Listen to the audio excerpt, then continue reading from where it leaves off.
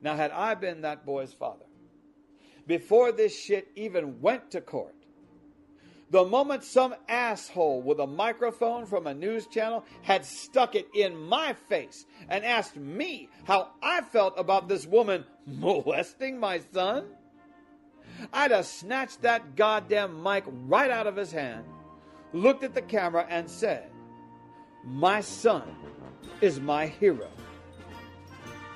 And I want to say to every man everywhere in this world that he should be your hero too. It is both sanctimonious and emotionally destructive to my son for any of you to make the laughable claim that he is some kind of a victim when he clearly had the time of his life. Now is not the time to confuse him, but to reassure him. To impress upon him the unassailable truth that the best part of us wish we could have been in his shoes. The vast majority of us can still remember that one teacher we had back in high school who we would have bent over her own desk had we had the chance. But we either didn't have the guts or we lacked the opportunity. My son had both. Instead of castigating this beautiful woman and treating my son like a victim, we should be cheering him and heralding his accomplishment as the living embodiment of all our hopes and dreams during our own teenage years of blue balls and unrequited love.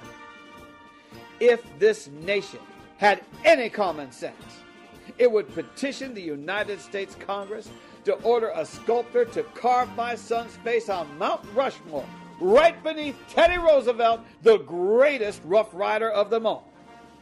So that thousands of years from now, in our post-apocalyptic future, when most of humanity has been either reduced to ashes or forced to fight mutants and cannibals just to survive, that one of them, just one of them, might see my son's face and read the plaque beneath it and be encouraged to know that there was once a time in our history where we didn't act like a bunch of pussy-whipped hypocrites. I'm buying my son a Mustang. And at that, I'd have held up my outstretched arm and dropped that reporter's mic on the sidewalk like the champion of an epic rap battle and of thinking men everywhere. And with that thought, it's time for me to bounce. Thank you for listening.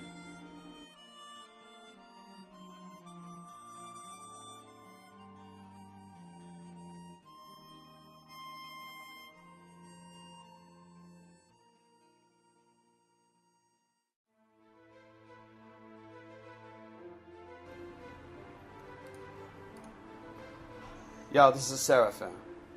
I'd like to thank you for listening to my podcast. If you like what you've listened to so far, please subscribe, rate it, and maybe let your voice be heard by saying what you think about it and spreading the word. In the meantime, I'll be out here in the shadows, trying to change the world one twisted podcast and one catastrophic mindfuck at a time. I hope we meet again. Peace.